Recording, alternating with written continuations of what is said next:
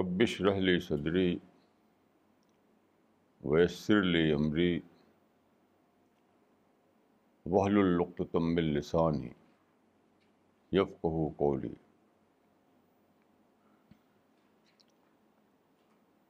آج کا ٹاپک ہے 3 periods آف ہیومن ہسٹری، اسلامی تاریخ کے انسانی تاریخ کے 3 دور۔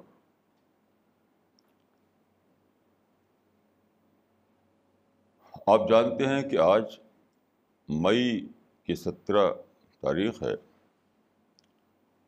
آج انڈیا کے پارلیمنٹ کے الیکشن کا فائنل رزلٹ آیا ہے۔ میں ریڈیو سن رہا تھا تو ایک ہندی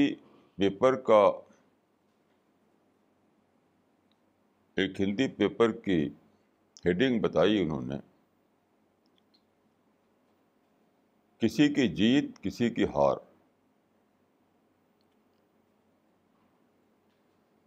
یہ سن کر مجھے قرآن کی ایک آیت یاد آئی۔ قرآن میں جو چیپٹر نمبر 7 ہے، اس میں ایک بہت ہی اسپیشل واقعے کا ریفرنس دیا گیا ہے۔ اس سے معلوم ہوتا ہے کہ اللہ تعالیٰ نے جب انسان کو بنایا تو سارے انسانوں کو اکٹھے ہی بنا دیا۔ اب جو ہم پیدا ہو رہے ہیں تو سب کے سب کریٹ کیا جا چکے تھے پہلے دن ہی۔ پھر وہ آدم کی پیٹھ میں ڈال دیے گئے اور پھر ہیریڈیٹری طور پر وہ جنریشن آفٹر جنریشن ٹرانسفر ہوتے رہے۔ تو اللہ تعالیٰ نے سارے انسانوں کو بنا کر حاضر کیا، ان سے کہا کہ کیا تم اس بات کی گواہی دیتے ہو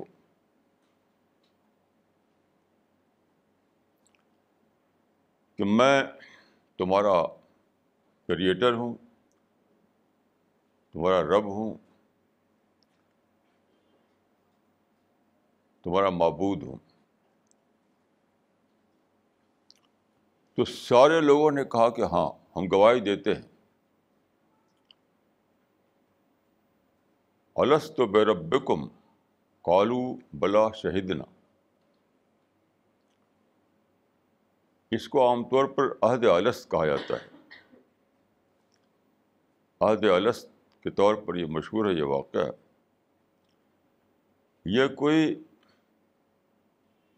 سمبولک اسٹیٹمنٹ نہیں ہے، ورچولی ایسے ہی ہوا، ایکچولی یہی واقعہ پیش آیا، اور ہم سب اپنے انکانشیس مائنڈ میں یا اپنے نیچر میں ابھی بھی اس کی یاد کو سمائے ہوئے ہیں۔ ہم سب اس کی یاد کو لے کر پیدا ہوتے ہیں۔ اس کا مطلب کیا ہے؟ اس کا مطلب ہے کہ اللہ تعالیٰ نے پیدا کر کے ہم کو یوں ہی دنیا میں ڈال نہیں دیا، بلکہ پیشگی طور پر ان ایڈوانس سب کچھ بتا دیا۔ اس آیت میں ایک بہت ہی میننگ فل بات ہے کہ اللہ تعالیٰ نے فرمایا کہ زمین و آسمان کو گواہ بنا کر میں یہ بات کہہ رہا ہوں۔ انسانوں سے کہا، یہ جو زمین و آسمان کو گواہ بنانا ہے یہ بہت ہی میننگ فل بات ہے۔ یعنی یہ واقعہ، یہ معاملہ یا یہ کویننٹ، جس کو اردو میں یا عربی میں میثاق کہتے ہیں، انگلش میں کویننٹ کہتے ہیں، یہ ایک یونیورسل فیکٹ ہے۔ زمین و آسمان میں وہ پیوست ہے، یونیورسلی ایکسیپٹڈ فیکٹ ہے۔ یہ بہت ہی میننگ فل بات ہے۔ اس میں یہ بات بھی نکلتی ہے کہ انسان کی نیچر بھی انفولڈ ہوتی رہے گی، اور ساتھ ساتھ پوری یونیورس جو ہے وہ بھی انفولڈ ہو کر بتاتی رہے گی کہ ایسا ہوا ایسا ہوا۔ اسی کی ہسٹری کو میں سمجھتا ہوں کہ یہ ہسٹری کا نام ہے ہسٹری آف مین کائنڈ۔ اس کا اینڈ کہاں ہے؟ اس کا اینڈ وہی ہے جس کو قرآن میں کہا گیا یوم التغابن، day of loss and gain. آج جو تھا وہ پولیٹیکل فیوچر کا لاس اینڈ گین تھا۔ تو کسی ہندی اخبار میں کہا کہ کسی کی ہار کسی کی جیت۔ تو پوری ہسٹری اسی طرف جا رہی ہے، اور آخر میں جب قیامت آئے گی تو وہ زیادہ بڑے لیول پر وہی واقعہ ہوگا، یوم التغابن کا واقعہ، لاس اینڈ گین کا واقعہ، کسی کی جیت کسی کی ہار۔ تو یہ جو لانگ جرنی ہے، میں سوچتا ہوں تو اس کے 3 پیریڈ ہیں، 3 پیریڈ بنتے ہیں۔ اس کو میں کہوں گا کہ ٹریڈیشنل پیریڈ، اس کے بعد سائنٹیفک پیریڈ، اور اس کے بعد ڈسکوری پیریڈ۔ اسی کے بارے میں اس وقت میں کچھ کہنا چاہتا ہوں۔ سب سے پہلا زمانہ جو ہے وہ ٹریڈیشنل پیریڈ کا ہے۔ انسان جب پیدا ہوا تو اگرچہ اس کے نیچر میں سب کچھ انٹرووون تھا، لیکن وہ انکانشیس مائنڈ میں تھا۔ کانشیسلی انسان کچھ نہیں جانتا تھا۔ یہ سارا معاملہ ایک ڈسکوری میتھڈ کے طور پر چلا، یعنی پوٹینشیلی سب کچھ تھا، لیکن انسان پر یہ تھا کہ وہ اس کو ایکچوئل بنائے۔ یعنی خدا نے ایسا نہیں کیا کہ اسپوکن لینگویج میں ہر جگہ ہر درخت چلا رہا ہو، ہر ستارہ اور ہر سیارہ بول رہا ہو۔ نہیں، سائلنٹ لینگویج میں سب بات یہاں موجود تھی، ہمیں اس کو سننا تھا۔ یا یوں کہہ سکتے ہیں کہ آپ ان ٹرم آف پوٹینشیل ہر چیز موجود تھی، ہمارا کام یہ تھا کہ ہم اس کو ایکچوئل بنائیں۔ تو جرنی شروع ہوئی کہاں سے؟ ٹریڈیشنل پیریڈ سے۔ اس وقت انسان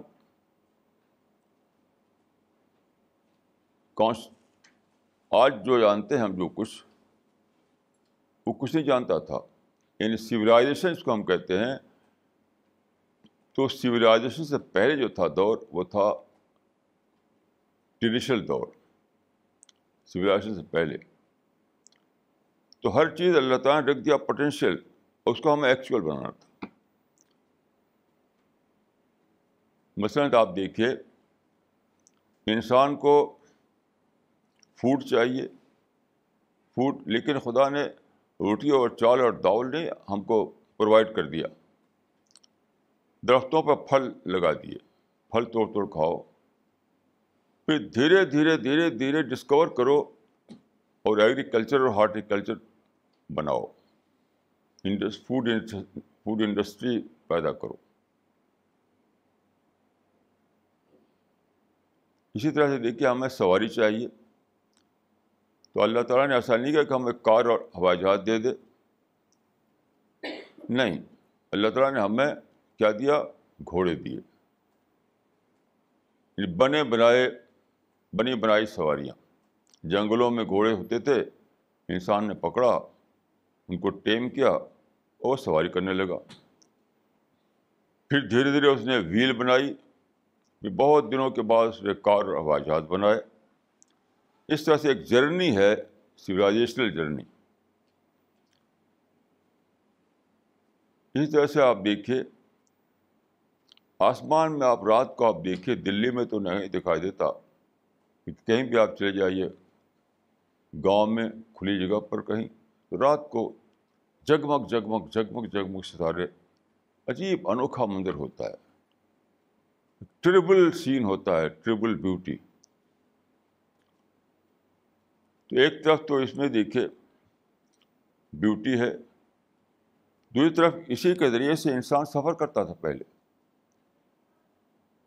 ڈیزرٹ میں، اوشن میں سفر کیسے کرتا تھا کہ وہاں ڈائریکشن کا پتہ نہیں ہوتا. وہاں پر جب آپ ڈیزرٹ میں ہو تو کچھ پتہ نہیں کدھر کون بستی ہے، کدھر کون بستی ہے.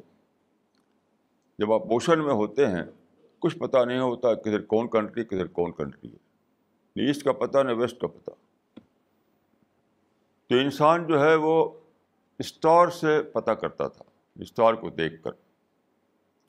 پھر دھیرے دھیرے دھیرے اس نے انسٹرومنٹ بنائے. آج جو بڑے بڑے شپ چلتے ہیں وہ ستاروں سے نہیں روشنی لیتے، وہ ان کے پاس ایسے ٹول ہوتے ہیں، اس سے انہیں پتہ چلتا رہتا ہے اور سفر کرتے رہتے ہیں. ہوائی جہاز بھی ایسے کرتے ہیں. ایسی کپڑا ہے، دیکھیے اس زمانے میں انسان کیا کرتا تھا،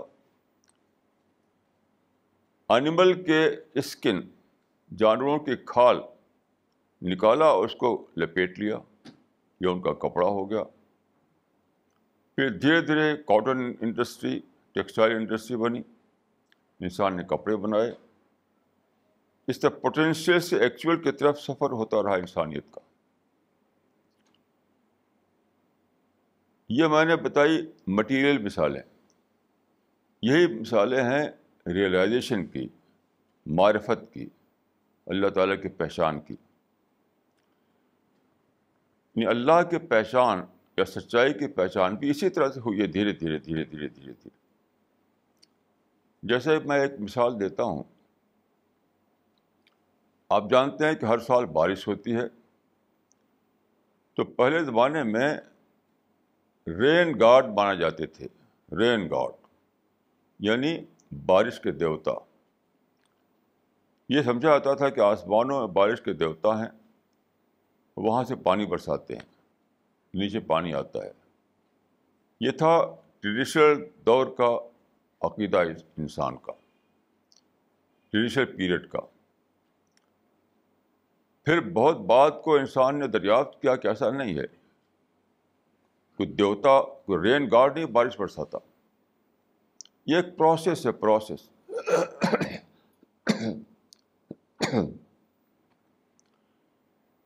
یعنی خدا نے یہ دنیا بنائی تو سب سے زیادہ جو چیز چاہیے تھی لائف کے لیے وہ پانی تھا، پانی. تو پانی کو بہت ہی ابینڈنٹ مقدار میں اس نے زمین پر پھیلا دیا، دریاؤں کو اور اوشن کو، سیز کو بھر دیا پانی سے. لیکن مسئلہ یہ تھا کہ وہ متعفن ہو جائے گا، خراب ہو جائے گا. تو خدا نے اس میں پریزرویٹو کے طور پر نمک ملا دیا، پریزرویٹو کے طور پر سالٹ ملا دیا. تو سمندروں میں جو پانی ہے ان کا 10% سالٹ ہے ایز اے پریزرویٹو. لیکن انسان سالٹی پانی کو تو پی نہیں سکتا، استعمال نہیں کر سکتا. تو کیا ہو؟ تو پھر کیا ہوا کہ آسمان اوپر سے سورج کی گرمی آتی ہے سمندروں پر، گرمی سے پانی کھولتا ہے، بھاپ بن کر اڑتا ہے. اب نیچر نے لا کیا رکھا ہے وہاں پر؟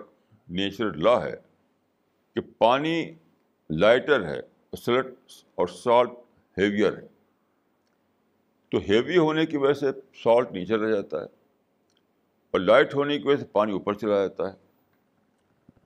اب اوپر جا کر کے وہاں بہت ہی ایک خاص لیول پہ پہنچ کر کے ایک خاص پروسیس ہوتا ہے، ایک نیچرل پروسیس، تو پھر پانی دوبارہ ڈاؤن پور ہوتا ہے، نیچے آتا ہے. That is salination. یعنی یہ ہے نیچرل سیلینیشن یا ڈی سیلینیشن. یہ ہے نیچرل ڈی سیلینیشن، یعنی نمک کو الگ کر کے فریش پانی کو آپ کو لوٹانا. اب انسان نے یہ جانا، جس چیز کو انسان پہلے ایٹریبیوٹ کرتا تھا رین گاڈ کی طرف، اب معلوم ہوا کہ وہ ایک نیچرل پروسیس ہے. تو پہلے آدمی نے دیکھیے ٹریڈیشنل فریم ورک میں جانا تھا، اپنا عقیدہ دریافت کیا تھا. ٹریڈیشنل فریم ورک میں اس نے عقیدہ دریافت کیا تھا کہ یہ رین گاڈ ہیں جو پانی برساتے ہیں. اب جب زیادہ ڈسکوری ہوئی، زیادہ دریافت ہوئی، تو معلوم کیا ہوا کہ یہ تو پروسیس ہے، ایک نیچرل پروسیس ہے. تو اس طرح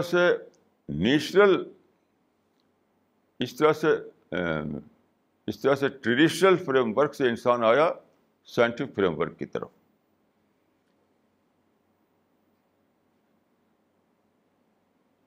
یہ جرنی ہے. میں نے کہا کہ 3 پیریڈ ہیں.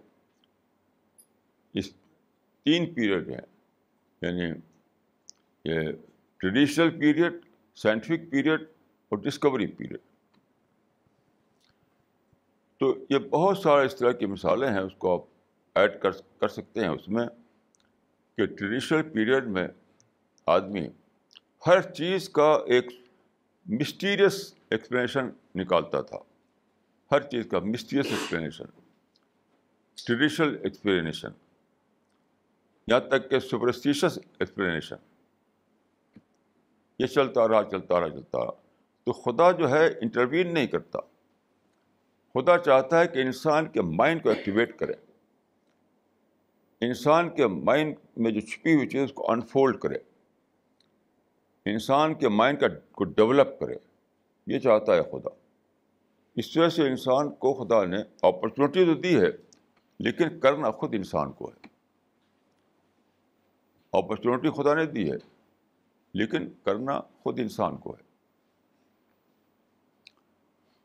تو اس طرح کے ایک لمبے پروسیس کے بعد انسان پہنچا سائنٹیفک پیریڈ میں. بہت ہی لمبا پروسیس ہے، بہت ہی لمبا پروسیس، جب کہ انسان ٹریڈیشنل پیریڈ میں تھا. اصل میں کیا ہوا کہ اللہ تعالیٰ مسلسل پیغمبر بھیجتے رہے تاکہ انسان نکلے سپرسٹیشن سے اور ٹریڈیشنل سوچ سے نکلے باہر. تو پیغمبر اسی لیے آتے تھے، لیکن ہوا یہ کہ انسان پر شرک کا غلبہ ہو گیا. شرک کا مطلب کیا ہے؟ شرک مینس نیچر ورشپ. شرک مینس نیچر ورشپ، یعنی خالق کی عبادت نہ کر کے کریچر کی عبادت کرنا. یعنی خالق کی عبادت نہ کر کے سن کو پوجنا، مون کو پوجنا، ماؤنٹین کو پوجنا، اوشن کو پوجنا. تو پیغمبر چاہتے تھے کہ انسان نکلے اس سے، لیکن ہزاروں سال بیت گئے اور انسان جو ہے نکل نہیں پاتا تھا، گھوم پھر کر کے اسی فریم ورک میں رہتا تھا.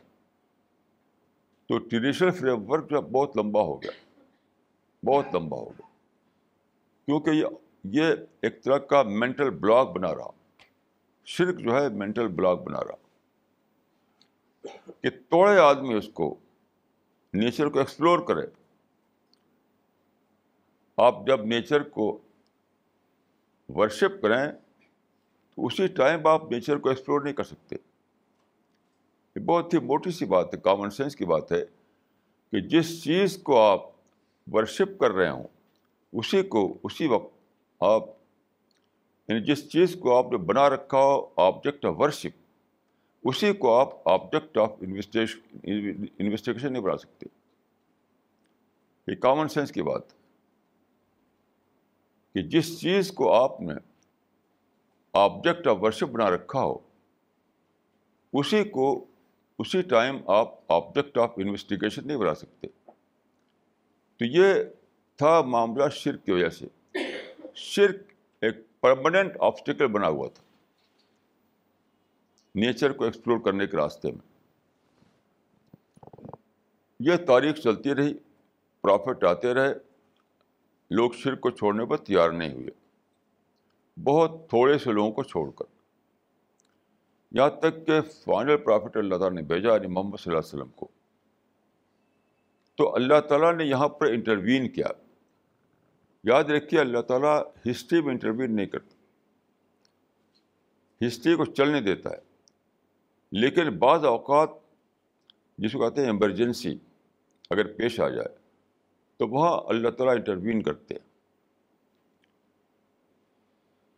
جب کوئی بہت ہی زیادہ کرائسس آ جائے، کوئی ایمرجنسی آ جائے تو وہاں اللہ تعالیٰ انٹروین کرتے ہیں. تو یہ جب دیکھا اللہ تعالیٰ نے کہ شرک ختم نہیں ہو رہا ہے، نیچر کو ایکسپلور نہیں کر رہے ہیں لوگ، نیچر میں جو ہڈن چیزیں ہیں وہ دریافت ہی کر رہے ہیں، ساری سویلائزیشن چھپی پڑی ہے. یعنی دوسرے لفظ یہ ہے کہ زمین و آسمان کو جو گواہ بنایا تھا اللہ تعالیٰ نے، تو ان کو بولنے کا موقع نہیں دیا جا رہا ہے. زمین و آسمان میں جو نشانیاں ہیں، جو سائنز ہیں، جو خدا کی باتیں ہیں، وہ سب چھپی پڑی ہیں، کیونکہ وہ سائنس کے ذریعے وہ چیز ڈسکلوز ہونے والی تھی. جو اللہ تعالیٰ نے بتایا تھا کہ زمین و آسمان گواہ ہیں، اس معنی یہ تھے کہ زمین و آسمان سب کچھ ہم نے رکھ دیا ہے، تم اس کو ایکسپلور کر کے جانو، ان کو ایکسپلور کر کے جانو. تو اللہ تعالیٰ نے دیکھا کہ ہزاروں سال بیت گئے اور پھر بھی زمین و آسمان کی وہ ساری چیزیں ہڈن پڑی ہوئی، ہڈن. تب اللہ تعالیٰ نے انٹروین کیا. انٹروین یہ کیا کہ اللہ تعالیٰ نے ایک پروسیس چلایا، اس پروسیس کے تھرو ایک ٹیم بنائی. یعنی محمد صلی اللہ علیہ وسلم پہلے پرافٹ ہیں جن کو اسپیشلی ایک ٹیم دی گئی. اس سے پہلے کسی پرافٹ کے ساتھ ٹیم نہیں بنی. یہ آپ جانتے ہیں قرآن میں جو ہسٹری دی گئی ہے مختلف پرافٹس کی، اس کو آپ پڑھیے.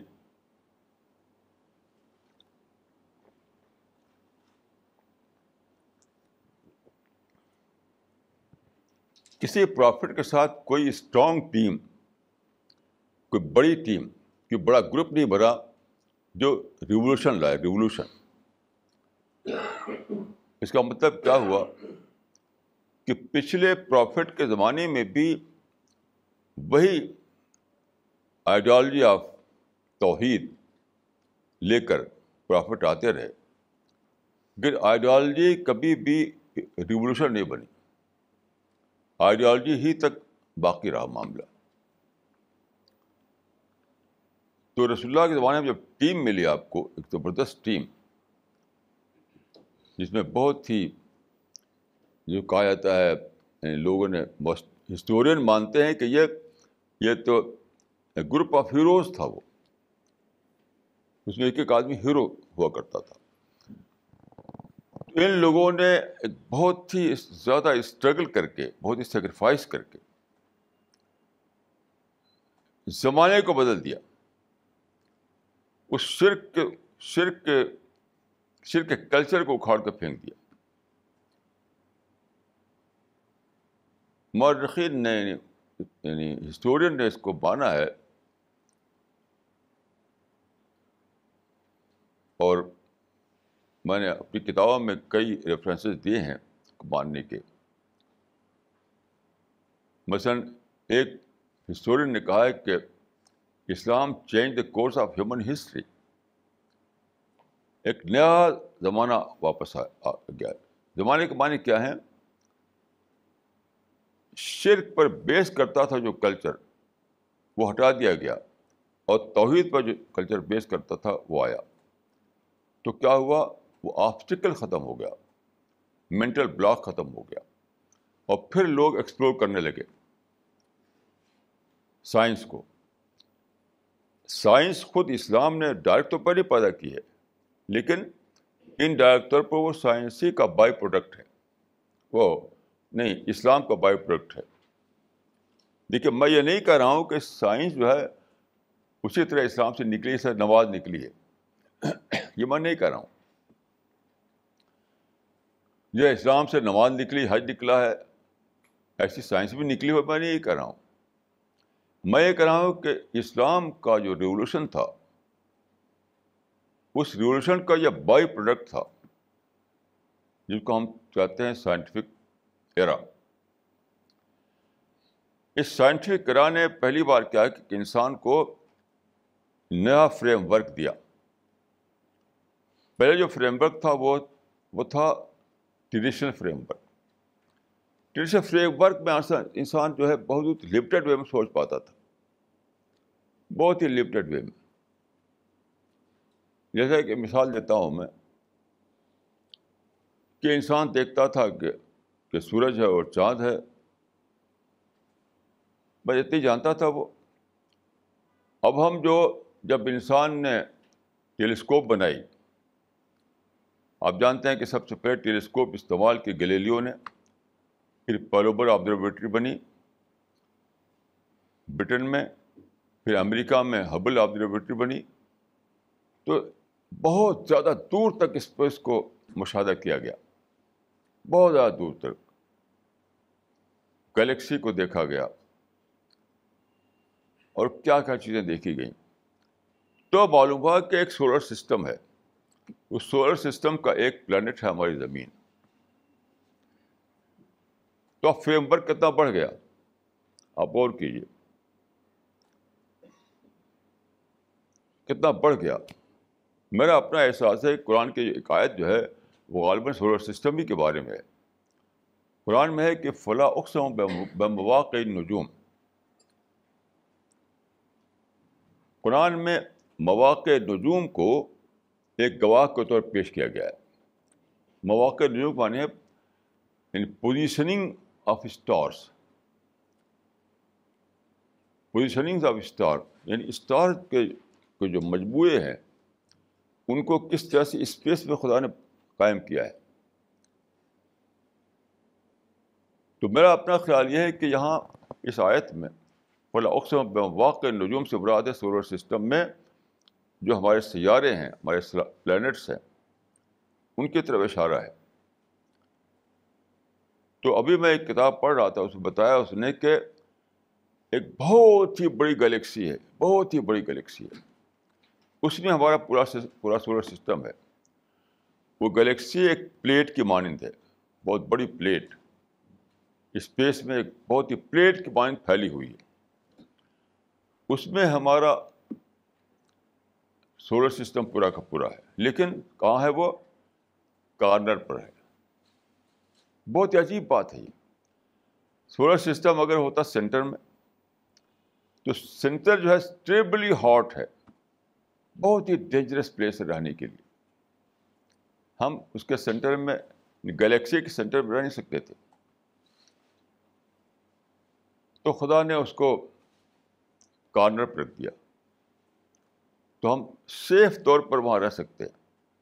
اسی کو غالباً قرآن میں کہا گیا فلا اقسم بمواقع النجوم, یعنی پوزیشننگ جو ہے, پوزیشننگ اسٹارس کی اور پلانٹ کی, وہ گواہ ہے کہ کائنات کے خدا ہے, ایک پلانر ہے, ایک ڈیزائنر ہے. تو یہ کب معلوم ہوا؟ یہ سائنٹیفک دور میں معلوم ہوا.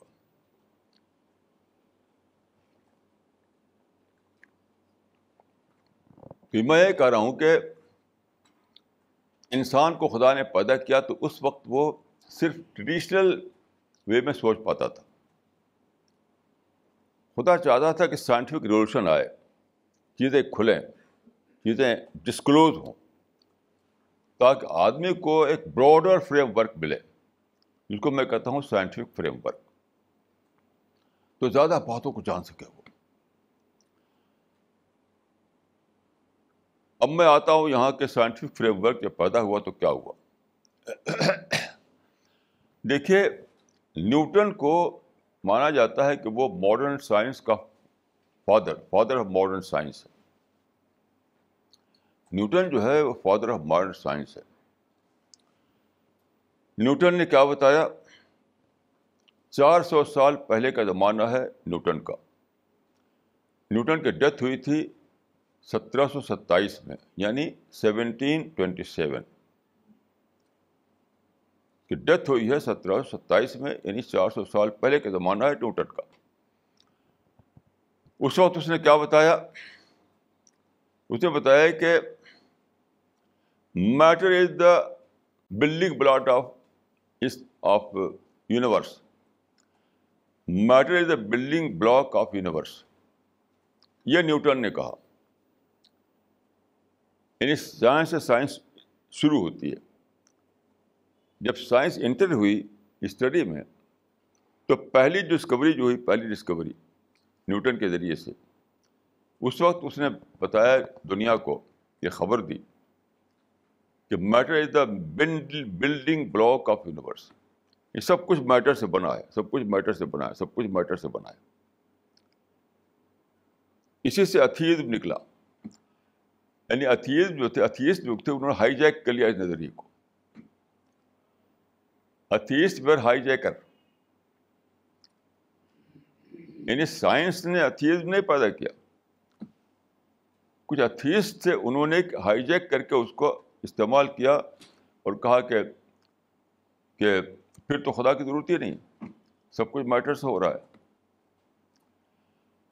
لیکن ہسٹری رکی نہیں, ہسٹری آگے بڑھی, یہاں تک کہ دیکھیے آئنسٹین پیدا ہوا. آئنسٹین کی ڈیتھ ہوئی ہے 1955 میں, یعنی میرے زمانے میں. نیوٹن تو اس سے پہلے کا آدمی ہے, 1727 میں وہ مر چکا تھا وہ, لیکن آئنسٹین تو میرے زمانے میں مرا ہے 1955 میں, جبکہ میں آدھوبڑ میں تھا. تو آئنسٹین نے ہسٹری کو آگے بڑھایا, ہسٹری آف تھاٹ کو آگے بڑھایا. اس نے کہا کہ energy is the building block of universe. کہ میٹر نہیں بلکہ انرجی, کیونکہ آپ جانتے ہیں کہ اس نے بتایا کہ کنورٹیبل ہے میٹر اور انرجی دونوں. میٹر کو انرجی میں کنورٹ کر دیے, انرجی کو میٹر میں کنورٹ کر دیے. تو آئنسٹین نے یہ بتایا energy is the building block of nature. اب ہسٹری آف تھاٹ ایک قدم آگے بڑھی.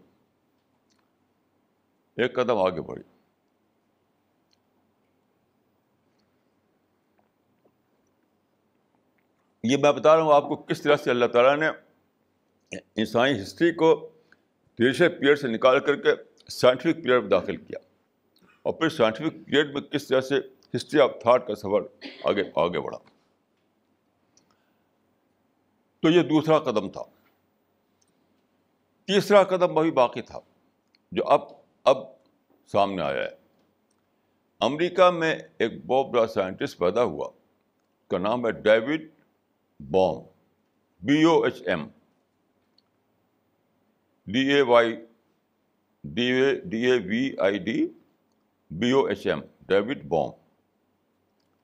یہ ٹاپ کا سائنٹسٹ ہے. اس نے کہا کہ اس نے ایک اور قدم آگے بڑھایا کہ consciousness is a building block of universe. شعور جو ہے وہ ہے سب کچھ. بہت ہی انوکھی بات ہے یہ. پہلے کہا گیا تھا کہ میٹر بلڈنگ بلاک ہے, پھر کہا گیا کہ نہیں انرجی بلڈنگ بلاک ہے. اب کیا ہے جو لیٹسٹ پوزیشن سائنس کی, ڈیوڈ بوم کی ڈیتھ ہوئی ہے 1992 میں, یعنی میرے زمانے میں. ایک سائنٹسٹ مجھ سے پہلے پیدا ہوا, 2 سائنٹسٹ میرے زمانے میں پیدا ہوئے. اور عجیب بات ہے کہ دونوں یہودی. اتنا بڑا کام یہودی مائنڈ نے کیا ہے, یاد رکھیے. نیوٹن جو ہے کرسچن تھا، نیوٹن تو کرسچن تھا، لیکن آئنسٹین یہودی تھا اور ڈیوڈ بوم بھی یہودی تھا. بہت ہی بڑا کام ہے جو یہودی مائنڈ نے انجام دیا ہے کہ ہسٹری آف تھاٹ کو میٹر کے شکنجے سے نکال کر کے وہ شعور تک انہوں نے پہنچایا. اب شعور کے بعد کیا ہے؟ ایک اور سائنٹسٹ نے اس کو اور زیادہ کلیئر کیا کہ کانشیس بینگ کا ورڈ یوز کیا اس نے.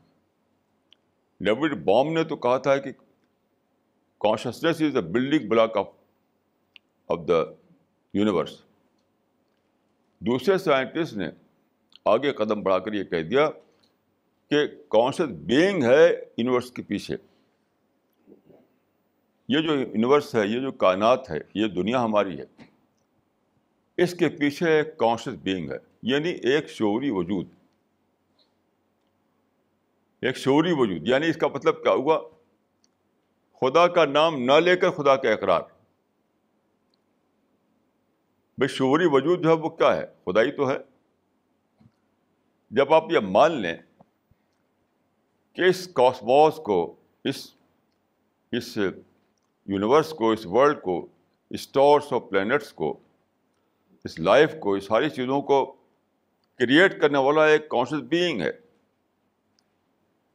تو صرف نامی کو تو فرق رہ گیا کہ مذہب میں جس چیز کا کہا جاتا ہے خدا، اسی کا سائنٹیفک نام جو ہے وہ ہے کانشیس بینگ. اس طرح سے خدا نے کہاں سے کہاں پہنچایا. اب آخری بات سنیے جو بہت زیادہ سیریس بات. یہ کوئی شاعری نہیں ہے، یہ بہت ہی زیادہ سیریس بات. It means that we are heading to the end of history. جب سب کچھ ہو جائے تو اب کیا رہ گیا باقی؟ جب الیکشن ہو گیا تو ریئلٹی تو نکلنا ہے، گورنمنٹ تو بننا ہے، ہار جیت کا اعلان تو ہونا ہے. آپ جانتے ہیں کہ مہینوں سے الیکشن کی دھوم تھی، ریڈیو میں، پیپر میں، ٹی وی میں، ہر جگہ جلسے میں، بس الیکشن. جب الیکشن ختم ہو گیا اب کیا نکلے گا؟ اب تو رزلٹ نکلے گا، رزلٹ کے بعد گورنمنٹ بنے گی. یہ ساری تاریخ جو چلتے چلتے پہنچ گئی اپنے اینڈ پر. اب کیا رہ گیا؟ اب تو یوم تغابن آ گیا. Now we are heading to the یوم تغابن. اس کو سوچیے آپ. تو پہلا جو زمانہ تھا وہ تھا ٹریڈیشنل پیریڈ. دوسرا زمانہ جو تھا وہ تھا سائنٹیفک پیریڈ. تیسرا زمانہ جو ہے وہ کیا ہے؟ وہ ہے Discovery with period. Discovery with period کیا ہے؟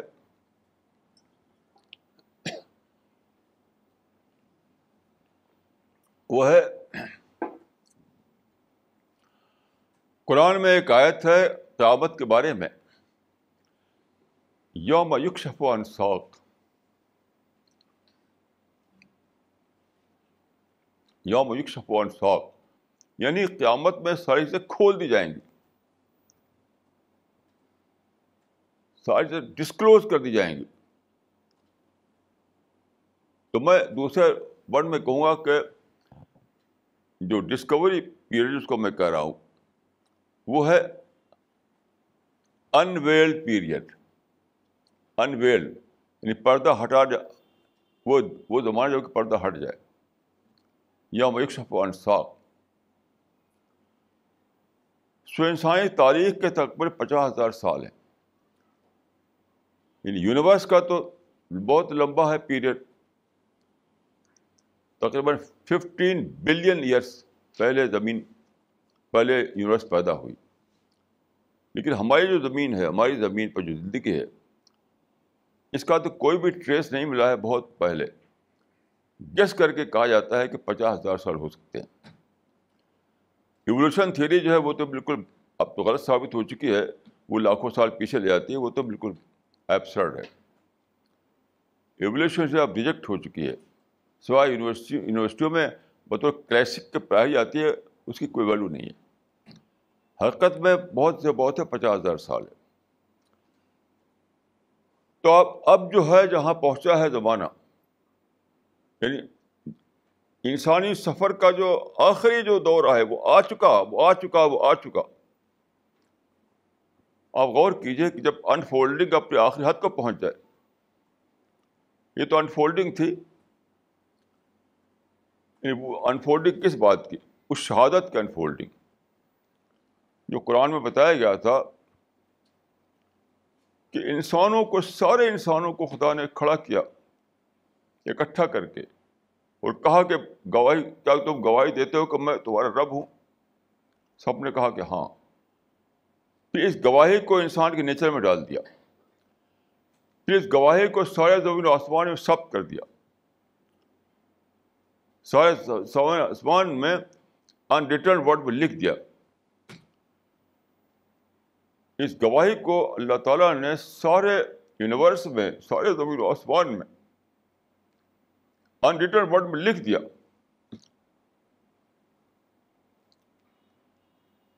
اسی لیے جب بگ بینگ کا جو دریافت ہوا تھا، ریپلس کی لہریں، ایک سائنٹسٹ نے کہا تھا it is like reading the hand writing of God. It is like reading the hand writing of God. تو ہینڈ رائٹنگ آف گاڈ جو ہے پورے زمین آسمان میں لکھی ہوئی ہے. اسی کو چاہتا تھا خدا کہ وہ پڑھ لے انسان، اس کو پڑھ لے. تو ٹریڈیشنل ایج جو تھا، ٹریڈیشنل پیریڈ، اس میں پڑھ نہیں سکا تھا انسان. پھر سائنٹیفک ایج میں پڑھنا شروع کیا.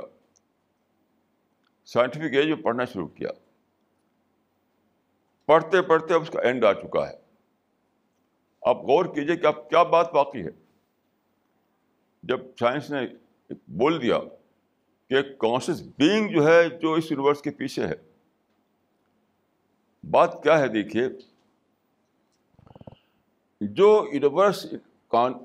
یونیورس سائنس نے دریافت کیے وہ اتنا زیادہ میننگ فل ہے، اس میں اتنا زیادہ ڈیزائن ہے کہ کوئی مان نہیں سکتا کہ یہ یوں ہی ہو گئی. جیسے میں ایک مثال دیتا ہوں آپ کو. یہ آپ بیٹھی ہوئی یہاں پر، یہ ہمارا ایک آڈیٹوریم ہے. اس میں بلڈنگ ہے، انسان بیٹھے ہیں، کوئی بول رہا ہے، کوئی سن رہا ہے، کوئی ڈیوائس ہے، کوئی کیمرہ ہے، کمپیوٹر ہے، یہ سب چیزیں ہیں. تو جب نیوٹن نے کہا تھا کہ matter is the building block of universe, تو ایتھیسٹ لوگوں نے یہ کہا، جیسے کہ میں نے کہا تھا ہائی جیک کر کے، کہ سب کچھ جو ہے وہ blind interplay of chemical and physical forces. یہ جو کچھ ہے دنیا میں ہے، چاہے لائف ہو چاہے اور چاہے چیزیں ہوں، that is blind interplay of chemical and physical forces, یہ کہا گیا تھا. اب معلوم ہوا کہ تو ہے ایسا ہو نہیں سکتا. اس سائنس نے جو دنیا دریافت کی اس میں اتنا زیادہ پلاننگ ہے، انٹیلیجنٹ پلاننگ، کہ کیسے کوئی کہہ دے گا کیسے یہ. تو اس کو میں کہتا ہوں اگر کہیں آپ رہتے ہوں کہیں دور کسی آئی لینڈ میں، وہاں سنیں کہ ایک آڈیٹوریم ہے دلی میں، وہاں کچھ روبوٹ رہتے ہیں، وہ بلائنڈ انٹرپلے کرتے ہیں. وہ سپوز ایسا سنیں آپ کہ لائف لیس اور مائنڈ لیس روبوٹ ہیں کچھ جو اس کے اندر بلائنڈ انٹرپلے کرتے رہتے ہیں. اچھا، اب وہاں سے آپ آئیں اور دیکھیں اس کو، تو کیا آپ پھر بھی مانتے رہیں گے اس کو کہ لائف لیس اور مائنڈ لیس کوئی روبوٹ ہے جس سے یہ سب ہو رہا ہے؟ یہ سب آپ دیکھ کر چلائیں گے کہ نہیں، کوئی مائنڈ ہے، اس نے اس بلڈنگ کو بنایا، کوئی مائنڈ تھا جس نے اس کی پلاننگ کی، کوئی مائنڈ ہے جو یہاں بیٹھے ہوئے ہیں، کوئی مائنڈ ہے جو بول رہا ہے، کوئی مائنڈ ہے جو سن رہا ہے. اسی کو زیادہ لارج اسکیل پر سائنٹسٹ نے دیکھا دنیا میں. ہر طرف میننگ فل ایکٹیویٹیز، جیسے میں نے ابھی مثال دی آپ کو کہ بہت بڑی گلیکسی ہے، اس میں ایک ٹائنی پارٹ اس کا ہے سولر سسٹم، وہ ایک کارنر پر ہے. اگر بیچ میں ہوتا تو وہاں پر لائف پاسبل نہ ہوتی، کیونکہ بہت ٹیریبلی ہاٹ ہے وہ جگہ. یہ زمین جس میں ہم ہیں آپ، اس میں ایک ٹلٹ ہے، وہ ٹلٹ کی وجہ سے یہاں سیزن ہوتا ہے.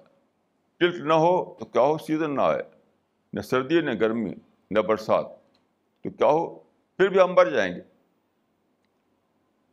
اس ٹلٹ کی وجہ سے سیزن ہے، سیزن کی وجہ سے ہم زندہ ہیں، سیزن کی وجہ سے یہاں لائف کی سرگرمیاں ہیں.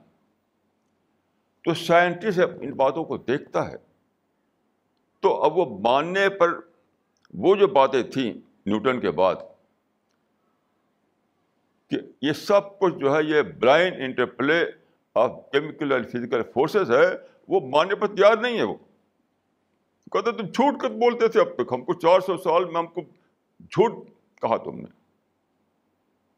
یہ تو لیونگ ایکٹیویٹیز ہیں، انٹلیکچوئل ایکٹیویٹیز ہیں. یہاں تو مائنڈ کام کر رہا ہے. یہ ہے وہ چیز جو چلتے چلتے یہاں پہنچی ہے. آپ غور کیجئے کہ جب یہ اینڈ آ جائے، یعنی خدا کی پلاننگ کا اینڈ آ جائے، تو اب اس بات کیا رہے گا؟ اس کے بعد وہ تغابنی تو رہتا ہے باقی. خدا نے کیوں بنایا تھا انسان کو؟ خدا نے کیوں بنایا تھا انسان کو؟ آپ اس کا جواب قرآن میں ڈھونڈیے. خدا نے بنایا اس لیے تھا انسان کو کہ خدا نے اپنے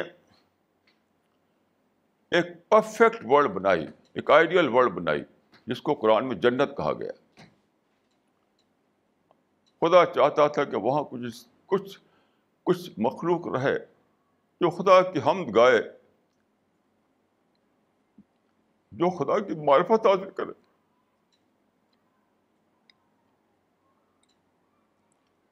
خدا کو ڈائریکٹ طور پر دیکھ کر انجوائے کرے اس سے. آپ غور کیجئے کہ ایک چیز کی بیوٹی کو آپ کتاب میں پڑھیں اور پھر سچ مچ اس کو دیکھ لیں. جیسے ہم نے سوئٹزرلینڈ کی بیوٹی کتاب میں پڑھی تھی، لگتا تھا کہ سوئٹزرلینڈ ایک بیوٹیفل کنٹری ہے. پھر جب میں گیا سوئٹزرلینڈ وہاں 2 بار، تو لگا کہ پورے سوئٹزرلینڈ جو ہے وہ کیا بیوٹیفل پارک ہے. پورا سوئٹزرلینڈ ایسا سجا رکھا لوگوں نے، اپنے گاؤں کو، اپنے شہروں کو، اپنی سٹیز کو. تو ایک تھا سوئٹزرلینڈ کا وہ انٹروڈکشن جو ہم نے کتابوں میں پڑھا تھا، ایک تھا جو آ کے دیکھا ہم نے، تو لگا سوئٹزرلینڈ تو ایک بہت ہی بیوٹیفل پارک ہے. ایسے جو خدا جس نے بنایا ہے آپ کو، جس نے میننگ فل ورڈ کو تخلیق کیا ہے، پھر جو اس کا سسٹینر ہے، اب کتنا زیادہ وہ اس کے اندر بیوٹی ہوگی، کتنا زیادہ اس کے اندر اٹریکشن ہوگا، کتنا زیادہ اس کے اندر کیا کیا چیزیں جلوے ہوں گے اس کے اندر. تو خدا نے چاہا کہ پہلے انسان یہاں پر خدا کو ڈسکور کرے، نہ دیکھ کر، پھر اس کو یہ موقع دیا جائے کہ دیکھ کر وہ خدا کو، اس کی معرفت حاصل کرے. یہی کل معاملہ ہے. اس دنیا میں آپ کو رکھا گیا صرف اس لیے کہ خدا کو نہ دیکھ کر آپ دیکھیں، تاکہ آپ کو یہ بلیسنگ ملے، یہ بلیسنگ کہ خدا کو آپ دیکھ کر دیکھ سکیں، خدا کو دیکھ کر آپ اس کا جلوہ پا سکیں. یہی ہے اس کو میں کہا کرتا ہوں ڈسکوری میتھڈ. بولے ڈسکوری ہے، اس کے بعد آبزرویشن ہے. تو سب کچھ ہو چکا، آپ کیا باقی ہے بتائیے؟ اب تو وہی واقع ہے کہ ہم تغابن آ جائے. ہار جیت کا دن. جس نے اس دنیا میں خدا کو واقعتاً نہ دیکھ کر دیکھا تھا, اس سے خدا کہے کہ آؤ میرے بندو, اب تم میرا جلوہ دیکھ سکتے ہو. اور جو اس دنیا میں بلائنڈ رہا تھا, بلائنڈ, اندھا بنا رہا تھا, اس کو ریجیکٹ کر دیا جائے گا, رد کر دیا جائے گا, اس کو بڑے خانے میں ڈال دیا جائے گا.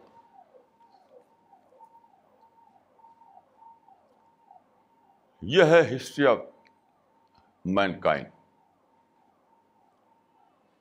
اس کو آپ سمجھیے, یعنی خدا کی پلاننگ کو سمجھیے, خدا کے نقشے کو سمجھیے, خدا کیا چاہتا ہے اس کو سمجھیے. ایک حدیث میں ہے کہ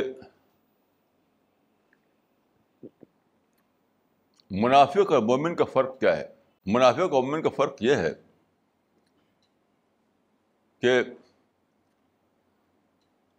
منافق کھائے پیے اور بس انیمل کی طرح سے کھا پی کر خوش ہو جائے,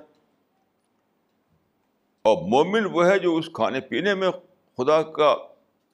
خدا کا جلوہ دیکھ سکے. جیسے میں یہ پانی پیتا ہوں, ایک پینا یہ ہے کہ مجھے یہ لگے کہ گلاس ہے اور اس میں پانی ہے, بس پی لیا اور پیاس بجھ گئی. ایک یہ ہے کہ اس پانی میں مجھے 1 بلین سال دکھائی دے, 1 بلین سال, 15 بلین سال, کہ 15 بلین سال پہلے خدا نے یونیورس بنائی, پھر 1 بلین سال پہلے اس نے سولر سسٹم بنایا, پھر اس نے زمین بنائی. اتنے سارے الٹ پھیر ہوئے تب جا کر پانی بنا. تو پانی کی ہسٹری شروع ہوتی ہے 15 بلین سال سے پہلے. پانی کی ہسٹری یہ نہیں ہے کہ بس گلاس میں پانی اور پی لیا آپ نے. تو منافق وہ ہے جس کو بس گلاس دکھائی دے اور پانی دکھائی دے, اور مومن وہ ہے جس کو اس پانی کے پیچھے 15 بلین سال کی ہسٹری دکھائی دے. آپ غور کیجئے کہ دونوں میں کیا فرق ہوگا, دونوں میں کیا فرق ہوگا. وہی فرق ہے جنتی میں اور جاننے میں, وہی فرق ہے جنتیوں میں اور جہنم میں. جو آدمی یہ سمجھے کہ میرے پاس پیسہ تھا, جا کے میں نے مارکیٹ سے بسلری خرید لیا اور بسلری کو نکال کر اس کو پانی پی رہا ہوں, تو وہی وہ آدمی ہے جو خدا کے نزدیک صرف اینیمل ہے. وہ اس قابل ہے کہ وہ اس کو ریجیکٹ کر دیا جائے. اور جس نے اس پانی میں خدا کے پلاننگ کو دیکھا, خدا کی وزڈم کو دیکھا, خدا کی بڑائی کو دیکھا, خدا کے رب ہونے کو دیکھا, یعنی 15 بلین سال سمٹ آیا اس کے مائنڈ میں, وہ انسان ہے جس نے خدا کو دیکھے بغیر دیکھا. اسی کو خدا سلیکٹ کرے گا, سلیکٹ جنت کے لیے. تو میں یہ کہہ رہا ہوں کہ اب سب کچھ ہو چکا, اب کیا باقی ہے. یعنی کائنات کا کریشن, کائنات کو کریٹ کیا خدا نے, کریشن ہو چکا. اس کے بعد انسانی ہسٹری گزری ٹریڈیشنل پیریڈ سے, وہ بھی ہو چکا. پھر انسانی ہسٹری پہنچی سائنٹیفک پیریڈ میں, وہ بھی ہو چکا. اب خود انسانی علم نے, خود ہیومن نالج نے انسان کو یہاں تک پہنچایا ہے کہ سب کچھ جو ہے اس کے پیچھے ایک کانشیس بینگ ہے, کانشیس بینگ ہے, ایک شعوری وجود ہے. تو اب کیا باقی رہے گا مجھے بتائیے. کچھ باقی نہیں رہے گا. امتحان ختم, ٹیسٹ ختم. اب تو یہ ہے کہ جس کو اپنی اصلاح کرنا ہے وہ اپنی اصلاح کر لے، جس کو دعوت دینا ہے وہ دعوت میں سر ایکٹیو ہو جائے. بس 2 پوائنٹ فارمولہ: اپنی اصلاح کرو اور دعوت ورک کرو، اور کوئی کام ہی نہیں دوسرا. آج میں صبح کسی سے بات کر رہا تھا تو میں نے کہا کہ 2 قسم کے انسان ہوتے ہیں. ایک وہ جو خدا کو پرائرٹی بیسس پر لیں، پرائرٹی بیسس پر. دوسرے وہ جو خدا کو سیکنڈری پوزیشن میں لیں، وہ سیکنڈری بنا ہوا ہوں. دیکھ، ہر لمحہ، ہر دن، ہر صبح شام ہمیں اس کا امتحان ہوتا ہے. ہر دن اس کا امتحان ہوتا ہے. اپنے خاندان میں، اپنے اہلیال میں، اپنے بزنس انٹرسٹ میں، دنیا بھر کی چیزیں ہیں، ان سب میں ہمیں ہر وقت یہ ٹیسٹ ہوتا ہے کہ ہم نے خدا کو پرائرٹی بیس پہ لیا ہے یا کسی اور چیز کو لے رکھا ہے ہم نے پرائرٹی بیس پر. تو یاد رکھیے، اس میں کوئی شک مت کیجیے کہ جس آدمی نے خدا کو پرائرٹی بیس پہ لیا اسی کے لیے جنت ہے، اور جس آدمی نے خدا کو سیکنڈری خانے میں ڈال دیا اس کے لیے جنت نہیں ہو سکتی. کوئی بھی دوسری جگہ مل سکتی ہے، اس کو جنت نہیں ملے گی. آپ غور کی، جنت خدا ایسے لوگوں کو دے گا جنہوں نے خدا کو پرائرٹی بیس پہ لیا ہی نہ ہو. اس دنیا میں ایک بیٹا اپنے ماں کو نہیں مان سکتا اگر اس کی ماں سب سے زیادہ محبت اپنے بیٹے سے نہ کرے. آپ غور کیجیے، ایسا ہو سکتا ہے؟ ایک وائف اپنے ہسبینڈ کو نہیں مان سکتی ہے اگر اس کا ہسبینڈ اپنے وائف سے سب سے زیادہ محبت نہ کرے. تو کیا آپ سمجھتے ہیں خدا کا اسٹینڈرڈ اس سے بھی کم ہوگا؟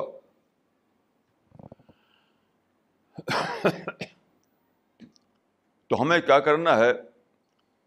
ہم میں سے ہر ایک کو فیصلہ کرنا ہے کہ اگر اس کو پیراڈائز چاہیے اور اس جنت چاہیے اور خدا کی بلیسنگ چاہیے تو خدا کو وہ پرائرٹی بیسس پر لے. خدا کو پرائرٹی بیسس پر لے،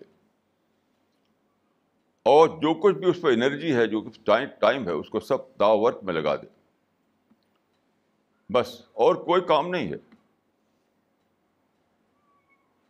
اور جو کام ہے وہ آئیڈل بزنس ہے، فضول کا کام ہے. قرآن میں ہے کہ وَمَا مِن دَابَّةٍ فِي الْأَرْضِ إِلَّا عَلَى اللَّهِ رِزْقُهَا. خدا نے جس کو بھی پیدا کیا ہے اس کا رزق اپنے ذمے لے لیا ہے. اپنے ذمے لے لیا ہے، رزق اپنے ذمے لے لیا، لیکن دعوت ورک اپنے ذمے نہیں لیا ہے. دعوت ورک آپ کے ذمے ہے، لیکن لوگوں کا حال کیا ہے؟ سارا ٹائم لگائے رہتے ہیں رزق میں، اور دعوت ورک کا انہیں خیال ہی نہیں. جو کام ہمیں کرنا تھا اس کو چھوڑ رکھا ہے، جو کام خدا کو کرنا ہے اس میں اپنے کو مشغول کیے ہوئے ہیں. کیسی عجیب بات ہے! وَمَا مِن دَابَّةٍ فِي الْأَرْضِ إِلَّا عَلَى اللَّهِ رِزْقُهَا. رزق کے مراد صرف روٹی دال چاول نہیں ہے.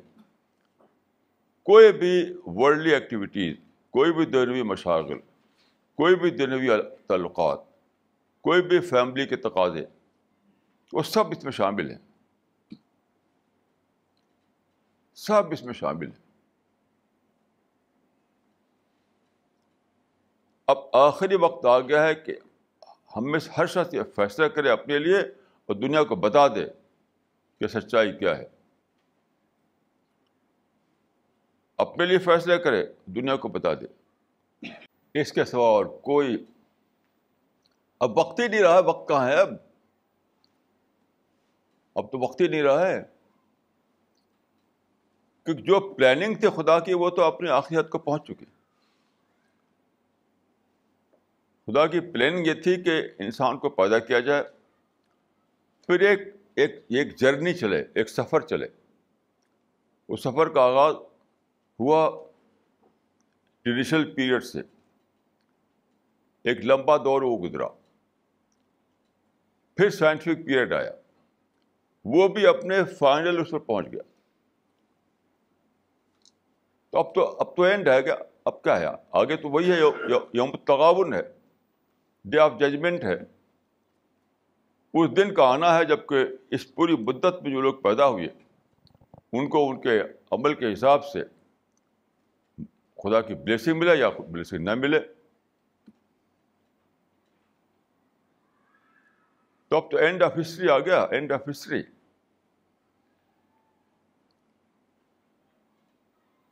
تو اس بات کو بہت زیادہ سوچنے کی ضرورت ہے, بہت زیادہ دھیان دینے کی ضرورت ہے, بہت زیادہ انٹراسپیکشن کرنے کی ضرورت ہے. حدیث میں آتا ہے کہ آج تم ایک ایسی دنیا میں ہو جہاں عمل ہے مگر ریوارڈ نہیں ہے, کل تم ایک ایسی دنیا میں ہو جہاں ریوارڈ ہوگا مگر عمل نہیں ہوگا. تو بس یہی چیز سوچنا ہے, اسی کے مطابق اپنی پلاننگ کرنی ہے, اسی کے مطابق جینا ہے, اسی کے مطابق بڑھنا ہے. اقول قولی ھذا واستغفر اللہ لی ولکم اجمعین.